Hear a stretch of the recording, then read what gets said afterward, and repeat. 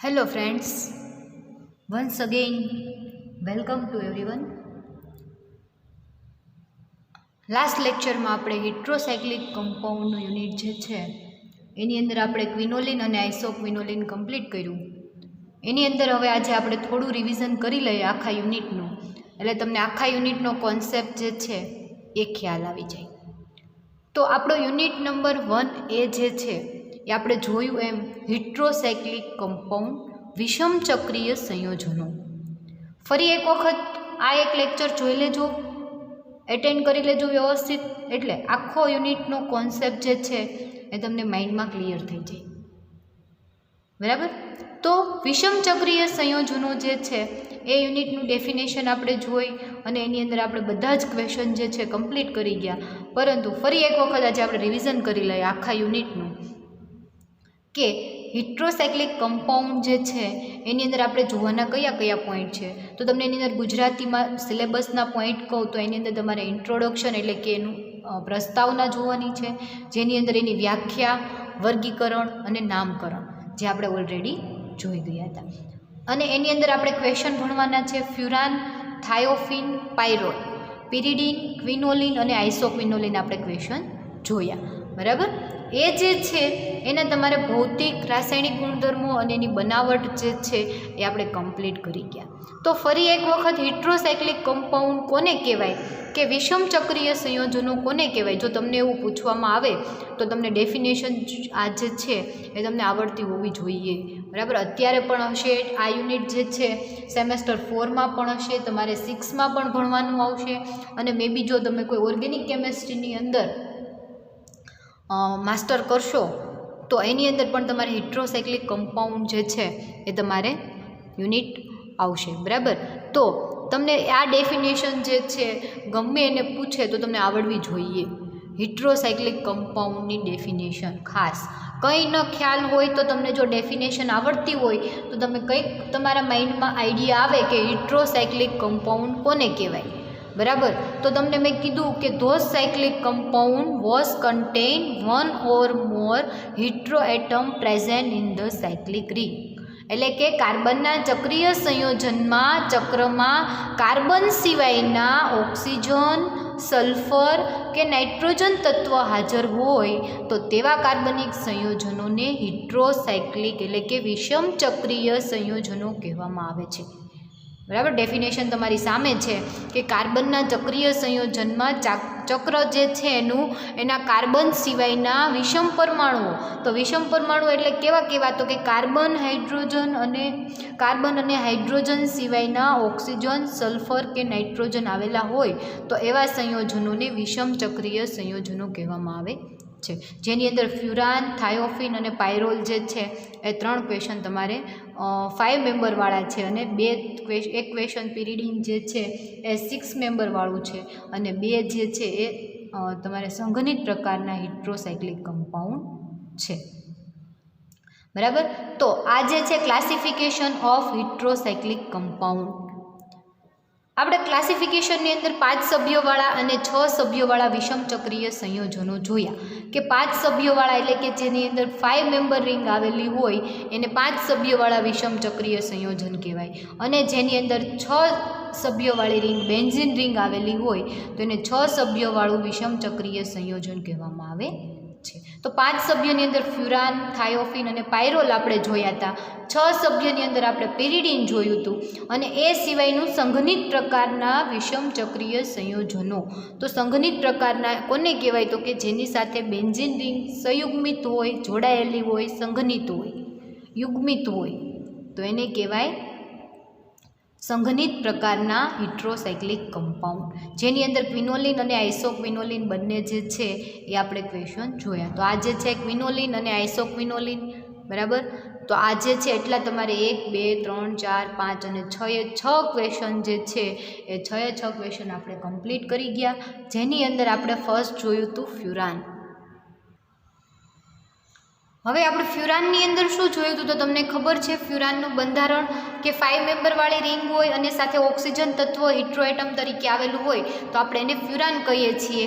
જેના ભૌતિક રાસાયણિક ગુણધર્મો આપણે જોયા હતા. તો કે ભૌતિક ગુણધર્મની અંદર રંગવિહીન, પ્રવાહી, તટસ્થ પ્રવાહી છે, બોઇલિંગ પોઈન્ટ 32 ડિગ્રી સેલ્સિયસ છે, પાણીમાં અદ્રાવ્ય અને કાર્બનિક દ્રાવકોમાં દ્રાવ્ય છે.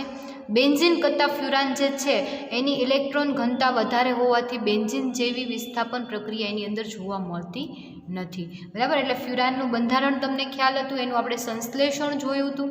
તો સંશ્લેષણ તમને ઓલરેડી ખ્યાલ છે. મ્યુસિક એસિડમાંથી સંશ્લેષણ, ફ્યુરાલમાંથી સંશ્લેષણ અને સક્સિનાલ્ડીહાઇડમાંથી સંશ્લેષણ.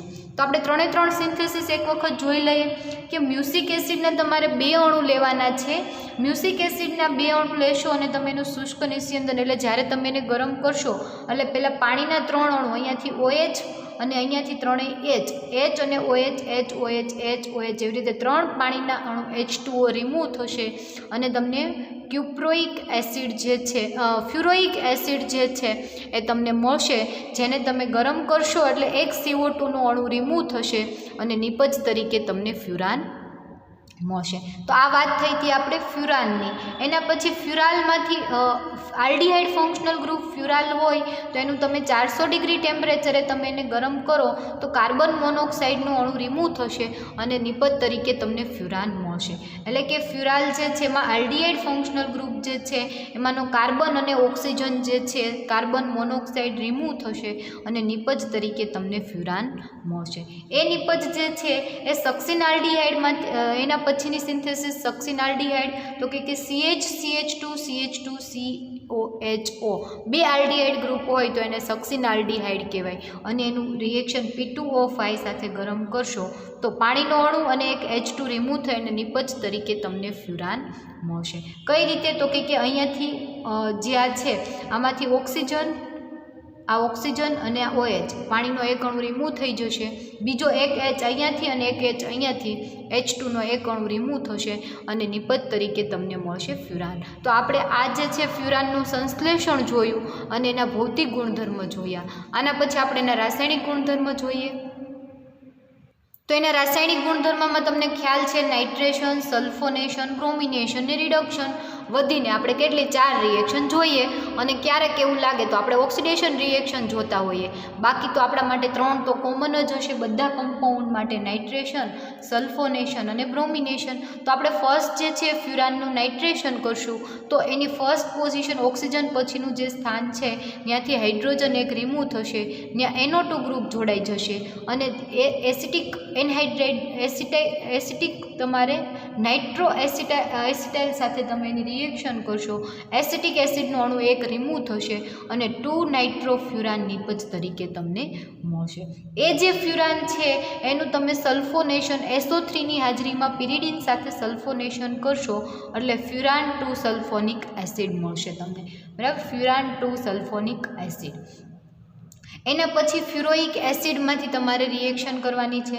તો ફ્યુરોઇક એસિડનું તમે બ્રોમિનેશન કરશો તો HBr રિમૂવ થશે, પરંતુ એના આ બધી તમે રિએક્શન જો એ સેકન્ડ નંબરની પોઝિશન ઉપર જોવા મળે છે. અને સેકન્ડ નંબરની પોઝિશન ઉપર જો ઓલરેડી કોઈપણ ક્રિયાશીલ સમૂહ હાજર હોય અને તમે એનું બ્રોમિનેશન કરો તો હાઇડ્રોજન HBr જે છે રિમૂવ થશે અને નિપજ તમને 5મા સ્થાન ઉપર મળશે. એટલે 5 બ્રોમો ફ્યુરોઇક એસિડ તમને નિપજ તરીકે મળશે.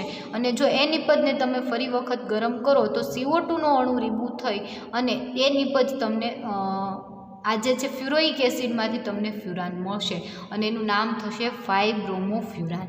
એના પછી આપણે જોઈતી રિડક્શન પ્રક્રિયા. તો રિડક્શન પ્રક્રિયા નિકલ પ્લેટિનમની હાજરીમાં તમે રિડક્શન કરો એટલે ટેટ્રાહાઇડ્રોફ્યુરાન નિપજ તરીકે તમને મળે. એના પછી આપણે ડાયએઝોટાઇઝેશન રિએક્શન જોઈતી. તો ડાયએઝોટાઇઝેશનમાં ડાયએઝો ફંક્શનલ ગ્રુપનો જે આખો ફંક્શનલ ગ્રુપ છે તમારું અંદર કેવું થઈ જશે? એડ થઈ જશે. તો આ ક્વેશ્ચન આપણે ફ્યુરાનનો જોયો. એના પછી થાયોફિન. તો થાયોફિનમાં તમને ખબર છે હિટ્રોએટમ તરીકે સલ્ફર તત્વ આવેલું હશે. થાયોફિનનો ક્વેશ્ચન કઈ રીતે પૂછાય? થાયોફિનનું સંશ્લેષણ આપી તેના ભૌતિક અને રાસાયણિક ગુણધર્મો સમજાવો. તો થાયોફિન રંગવિહીન બેન્ઝીન જેવી વાસ ધરાવતું પ્રવાહી છે. પાણીમાં અદ્રાવ્ય અને કાર્બનિક દ્રાવકોમાં દ્રાવ્ય છે. એનું બોઇલિંગ પોઈન્ટ 84 ડિગ્રી સેલ્સિયસ છે અને વિસ્થાપન પ્રક્રિયા બીજા નંબરના સ્થાન ઉપર જોવા મળે છે. એના પછી આપણે એનું સંશ્લેષણ જોઈએ. તો એના સંશ્લેષણ એમાં પણ તમે બે સિન્થેસિસ જોઈ હતી, એન બ્યુટેનમાંથી અને સોડિયમ સક્સિનેટમાંથી સંશ્લેષણ.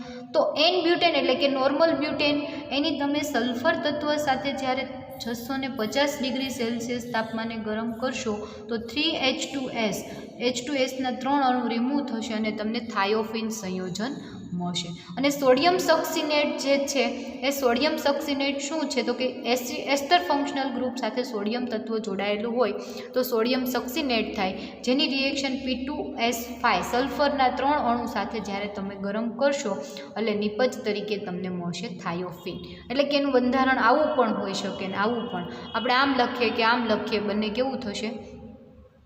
સરખું બંધારણ થશે. તો આપણે એના પછી એનું સંશ્લેષણ પછી એના રાસાયણિક ગુણધર્મ જોઈએ. થાયોફિનની હજી એક સિન્થેસિસ છે એસિટિલિનમાંથી. એસિટિલિનની H2S સાથે તમે પ્રક્રિયા કરશો એલ્યુમિનાની હાજરીમાં તો તમને થાયોફિન મળશે, સાથે H2 ગેસ રિમૂવ થશે. આ એની ત્રીજી સિન્થેસિસ. એના પછી આપણે એના રાસાયણિક ગુણધર્મ નાઇટ્રેશન, સલ્ફોનેશન, હેલોજિનેશન. નાઇટ્રેશન તમને ખબર છે સેકન્ડ નંબરના સ્થાન ઉપર HNO3 અથવા તો H2SO4ની હાજરીમાં નાઇટ્રેશન કરશો એટલે 2 નાઇટ્રો થાયોફિન મળશે. સલ્ફોનેશન કોન્સન્ટ્રેટ H2SO4ની હાજરીમાં તમે ગરમ કરશો નિપજ તરીકે તમને થાયોફિન 2 સલ્ફોનિક એસિડ મળશે. એટલે કે બીજા નંબરના સ્થાન ઉપર સલ્ફોનેશન, નાઇટ્રેશન બીજા નંબરના સ્થાન ઉપર. હેલોજિનેશન જે છે, હેલોજિનેશનમાં ક્લોરિનેશન, બ્રોમિનેશન કે આયોડિનેશન બધી જ રિએક્શન બીજા સ્થાન ઉપર એટલે 2 ક્લોરોથાયોફિન, 2 બ્રોમોથાયોફિન અને 2 આયોડોથાયોફિન નિપજ તમને મળશે. એટલે કે તમે ફ્યુરાન હોય કે થાયોફિન હોય બંનેની અંદર સેકન્ડ નંબરના સ્થાન ઉપર તમને વિસ્થાપન પ્રક્રિયા જોવા મળશે. ક્લોરિનેશન તમે કરશો એટલે 100 ડિગ્રી ટેમ્પરેચરે તમારે Cl2ની હાજરીમાં તમારે ક્લોરિનેશન રિએક્શન કરવાની છે એટલે નિપજ તરીકે તમને 2 ક્લોરોથાયોફિન મળશે. એના પછી તમે બ્રોમિનેશન, બેન્ઝીનની હાજરીમાં બ્રોમિનેશન રિએક્શન કરતાં 2 બ્રોમોબેન્ઝીન નિપજ તરીકે તમને મળશે અને સાથે અહીંયા HBr એટલે કે હાઇડ્રોજન બ્રોમાઇડ, એક બ્રોમિન હાઇડ્રોજન લઈ અને રિમૂવ થશે. એના પછી મર્ક્યુરી ઓક્સાઇડ સાથે તમે ગરમ કરશો તો મર્ક્યુરી ઓક્સાઇડ સાથે ગરમ કરતાં આયોડોથાયોફિન નિપજ તમને મળશે અને સાથે HI જે છે એ રિમૂવ થઈ જશે. એટલે કે થાયોફિનની અંદર નાઇટ્રેશન, સલ્ફોનેશન અને હેલોજિનેશન રિએક્શન જોવા મળે છે. એના પછીની સિન્થેસિસ આપણે જોઈએ, એના પછીનું આપણે રાસાયણિક ગુણધર્મ જોઈએ તો એના પછી રિડક્શન. તો કે થાયોફિનનું નિકલ, પ્લેટિનમ અને પેલેડિયમની હાજરીમાં રિડક્શન કરશો ટેટ્રાહાઇડ્રોથાયોફિન સંયોજન મળશે. થાયોફિનની ફરી વખત HCl અને ફોર્માલ્ડિહાઇડ સાથે રિએક્શન કરશો આલ્ફા થાયોનાઇલ મિથાઇલ ક્લોરાઇડ નિપજ તમને મળશે. એના પછી ફ્રીડલ ક્રાફ્ટ રિએક્શન. તો ફ્રીડલ ક્રાફ્ટ નિર્જળાયેલ Cl3ની હાજરીમાં તમે એસિટાઇલેશન રિએક્શન કરશો તો તમને એસિટાઇલ થાયોફિન નિપજ તરીકે મળશે. તો આ એના રાસાયણિક ગુણધર્મ થયા. થાયોફિનનો ક્વેશ્ચન પણ તમને મોટાભાગે પૂછાય એવો ક્વેશ્ચન છે તો એ પણ તમારે કરી લેવાનું. બરાબર, બધી રિએક્શન તમારી સેમ છે એટલે જ્યારે તમે લખવા બેસશો એટલે બધી રિએક્શન મિક્સ થશે. સો બેટર કે બધા ક્વેશ્ચન તમારે 2 વખત જે છે એ લખેલી બુક મને તમારે દેવાની થશે. બરાબર, એટલે બધા ક્વેશ્ચન સાથે સાથે 2 વાર લખતા જજો. બરાબર, જો એવું લાગે આ યુનિટ તમને રિવિઝન કરાવું છું અને એવું લાગે કે તમારે ફરી વખત લેક્ચર જોવો છે તો તમે લેક્ચર પણ યુટ્યુબ ઉપર ગમે ત્યારે જોઈ શકો છો. બરાબર, એના પછીનો ક્વેશ્ચન આપણે પાયરોલનો જોશું. તો પાયરોલના ક્વેશ્ચનમાં પણ પાયરોલ રંગવિહીન પ્રવાહી સ્વરૂપે છે. પાણીમાં અદ્રાવ્ય અને કાર્બનિક દ્રાવકોમાં દ્રાવ્ય છે. બોઇલિંગ પોઈન્ટ 131 ડિગ્રી સેલ્સિયસ છે. અતિ નિર્બળ બેઝ અને દ્વિતીયક બેઝ છે. દ્વિતીયક બેઝ એટલે મેં તમને એમાં સમજાવ્યું હતું પ્રાઇમરી એમાઇન, સેકન્ડરી એમાઇન અને ટર્શરી એમાઇન અને એના ભૌતિક ગુણધર્મ, એના સંશ્લેષણ અને એના રાસાયણિક ગુણધર્મ જે છે એ પણ આપણે જોઈ ગયા હતા. ફરી એક વખત આપણે નજર કરી જોઈએ કે એની સંશ્લેષણની અંદર કે સક્સિનાલ્ડિહાઇડમાંથી પાયરોલનું સંશ્લેષણ. તો સક્સિનાલ્ડિહાઇડ એટલે કે બંને આલ્ડિહાઇડ ફંક્શનલ ગ્રુપ હશે એની એમોનિયા સાથે તમે રિએક્શન કરશો એટલે ઝિંકની હાજરીમાં તમે એમોનિયા સાથે જ્યારે તમે એને ગરમ કરશો એટલે 2H2O રિમૂવ થઈ જશે અને નિપજ તરીકે તમને પાયરોલ મળશે. એના પછી સક્સિનેમાઇડમાંથી તો ઝિંક ડસ્ટની હાજરીમાં સક્સિનેમાઇડને તમે ગરમ કરશો એટલે નિપજ તરીકે પાયરોલ તમને મળશે.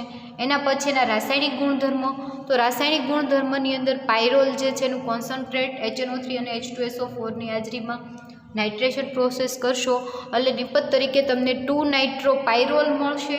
આયોડિનેશન કરશો ટેટ્રાઆયોડો પાયરોલ મળશે અને H2SO4ની હાજરીમાં સલ્ફોનેશન રિએક્શન કરશો એટલે પાયરોલ 2 સલ્ફોનિક એસિડ તમને નિપજ તરીકે મળશે. તો આ પાયરોલના રાસાયણિક ગુણધર્મો થયા, એનું રિડક્શન અને આપણે એનું આગળની સિન્થેસિસ જોઈએ. પહેલાં ફરી વખત તમને એક વસ્તુ કહી દઉં કે પાયરોલની અંદર પણ મોટાભાગની રિએક્શન સેકન્ડ નંબરના સ્થાન ઉપર જોવા મળે છે.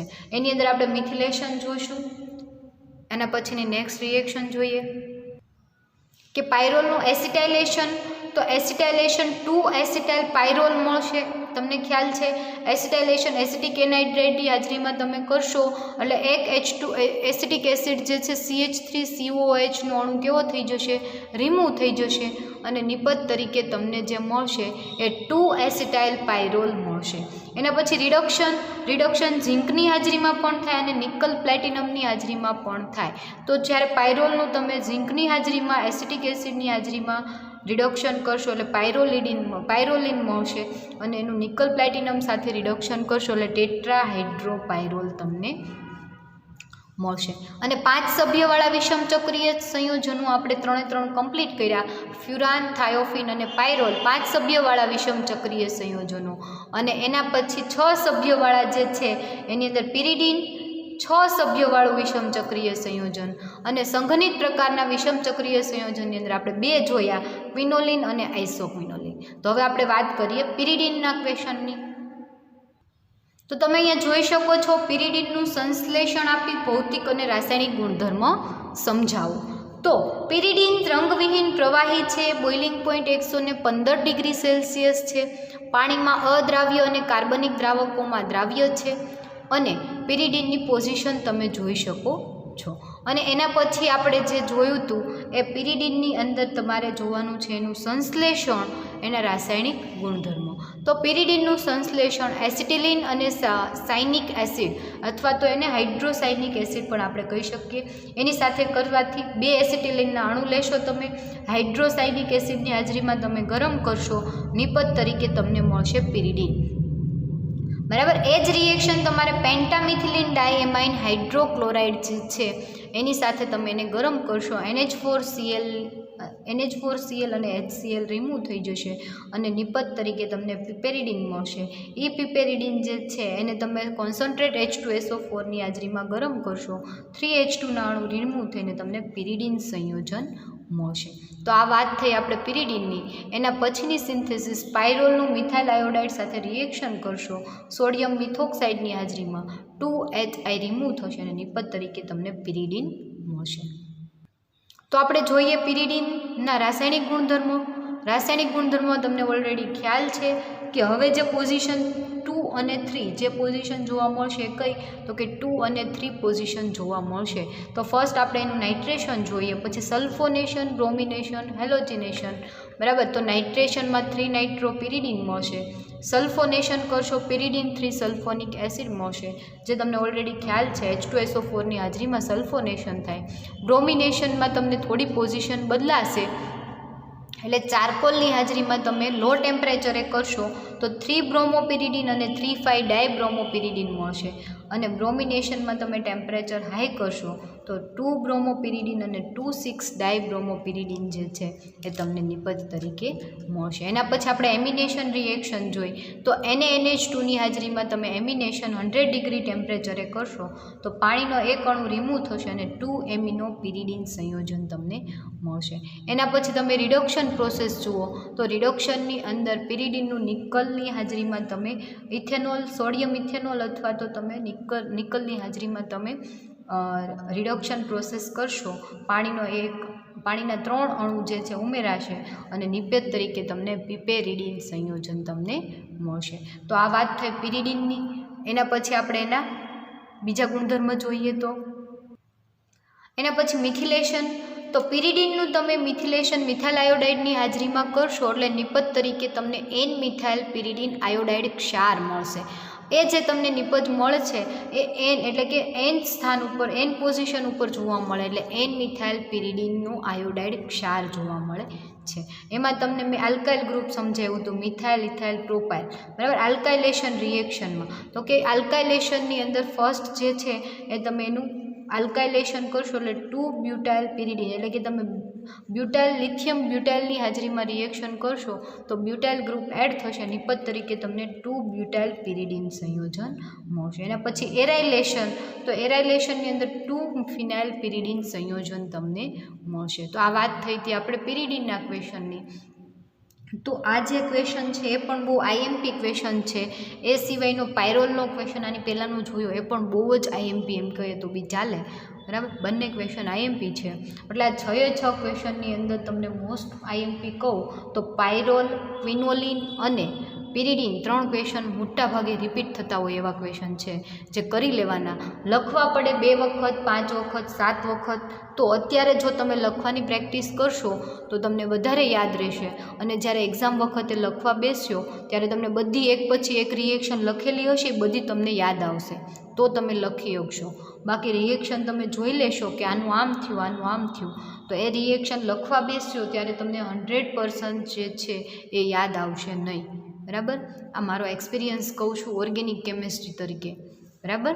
તો ગમે ત્યારે તમને જો લખેલી રિએક્શન હશે 5 વખત કે 10 વખત તો તમને રાતે ઊંઘમાં જાગીને કોઈ પૂછશે તો બી તમે લખી શકશો.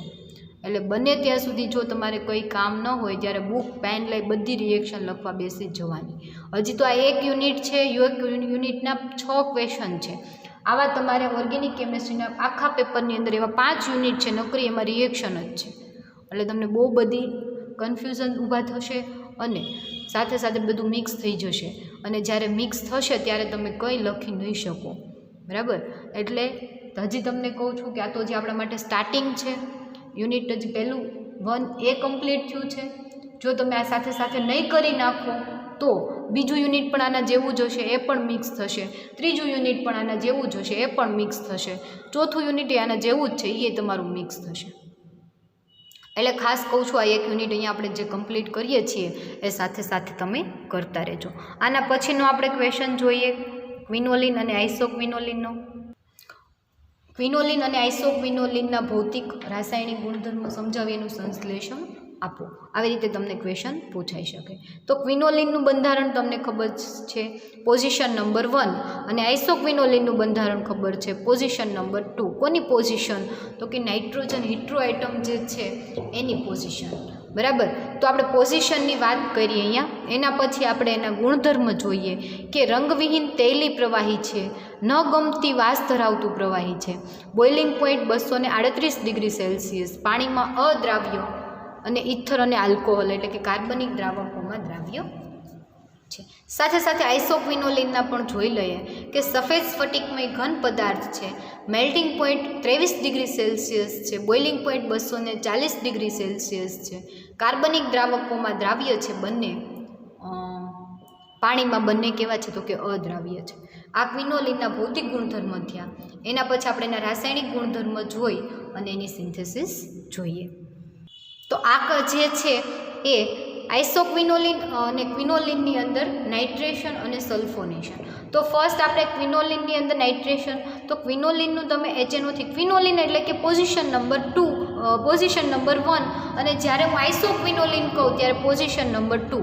ખાસ યાદ રાખવાનું, બંને રાસાયણિક ગુણધર્મ સાથે સાથે કરાવીશ તમને, એટલે બંનેની ખાલી પોઝિશન બદલાશે. ક્વિનોલિન કહો એટલે તમને યાદ આવવું જોઈએ કે પોઝિશન નંબર 1 અને આઇસોક્વિનોલિન કહો એટલે પોઝિશન નંબર 2. બરાબર. તો જ્યારે ક્વિનોલિન એટલે કે પોઝિશન નંબર 1 નાઇટ્રોજનની પોઝિશન નંબર 1 ક્વિનોલિનનું નાઇટ્રેશન HNO3 અને H2SO4ની હાજરીમાં તમે કરો એટલે નિપજ તરીકે તમને 5 નાઇટ્રોક્વિનોલિન અને 6 નાઇટ્રોક્વિનોલિન જે છે એ નિપજ તરીકે તમને 8 નાઇટ્રોક્વિનોલિન 5 નાઇટ્રોક્વિનોલિન અને 8 નાઇટ્રોક્વિનોલિન જે છે એ તમને નિપજ તરીકે મળે.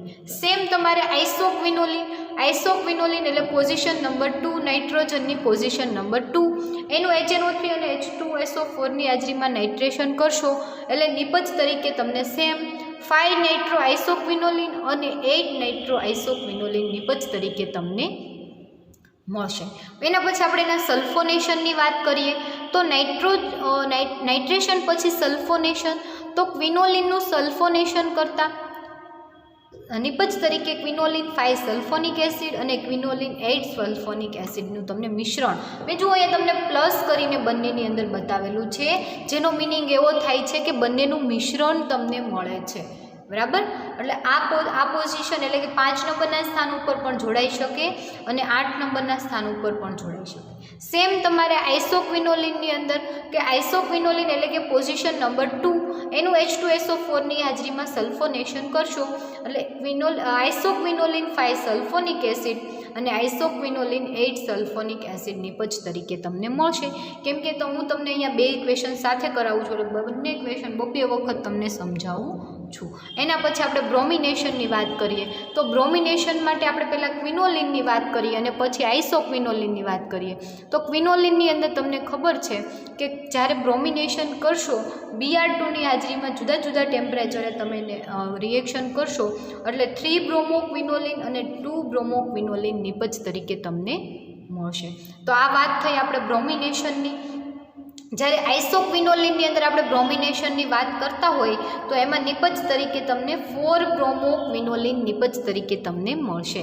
એના પછી આપણે મિથિલેશન રિએક્શન, ઓક્સિડેશન અને રિડક્શન પ્રોસેસની વાત કરીએ ક્વિનોલિન અને આઇસોક્વિનોલિનમાં. તો આ રિડક્શન પ્રોસેસ ક્વિનોલિન અને આઇસોક્વિનોલિનમાં, તો ક્વિનોલિનની અંદર તમે નિકલ, પ્લેટિનમ અને પેલેડિયમની હાજરીમાં રિડક્શન પ્રોસેસ કરશો એટલે 3H2 બરાબર 2H2 પાણીના 2 અણુ રિમૂવ થશે, એડ થશે અને ટેટ્રાહાઇડ્રોક્વિનોલિન નિપજ તરીકે તમને મળશે.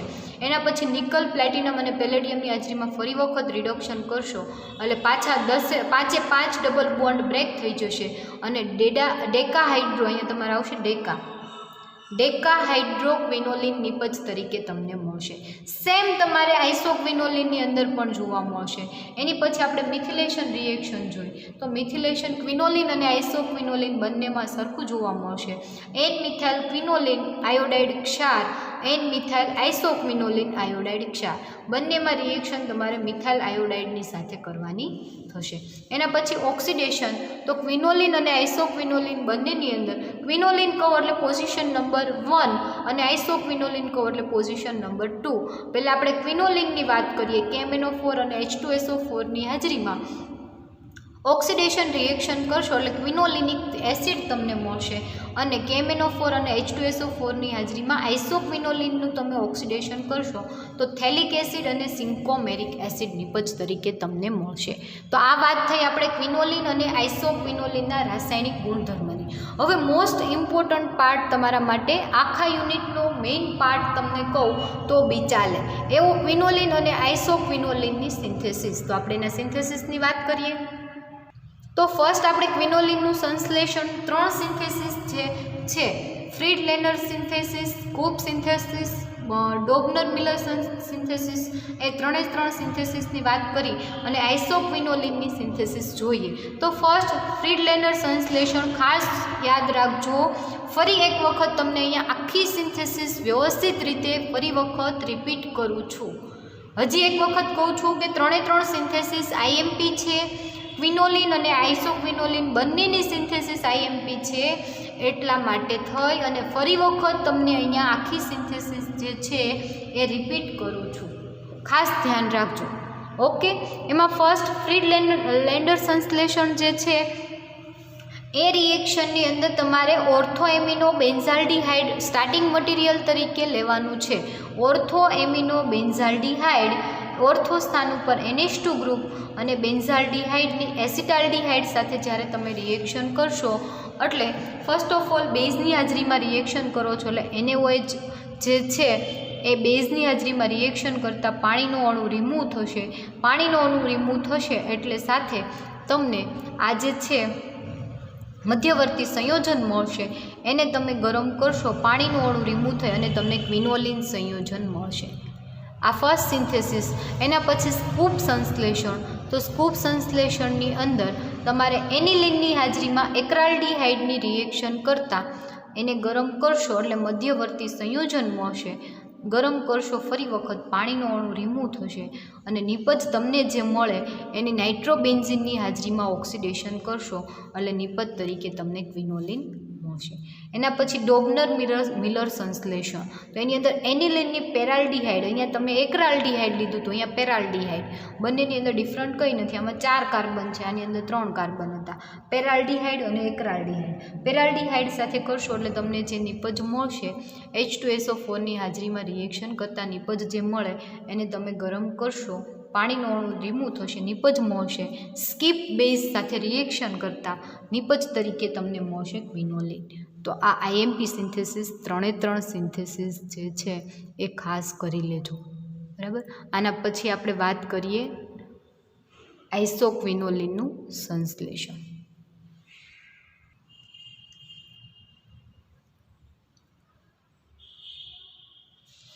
તો આ તમે જોઈ શકો છો આઇસોક્વિનોલિનનું સંશ્લેષણ.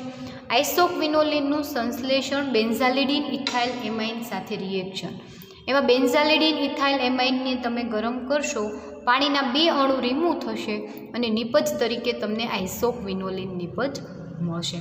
એના પછીની આપણે વાત કરીએ સિન્નેમાલ્ડિહાઇડ અને ઓક્ઝાઇમ સાથે રિએક્શન. તો સિન્નેમાલ્ડિહાઇડ અને ઓક્ઝાઇમ બેકમાન પુનઃરચના કરશો એટલે તમને ફર્સ્ટ ઓફ ઓલ જે નિપજ મળશે એનું તમે P2O5 સાથે રિએક્શન કરવાથી પાણીનો 1 અણુ રિમૂવ થશે અને નિપજ તરીકે તમને આઇસોક્વિનોલિન મળશે. એના પછી પિક્ટેટ સંશ્લેષણ.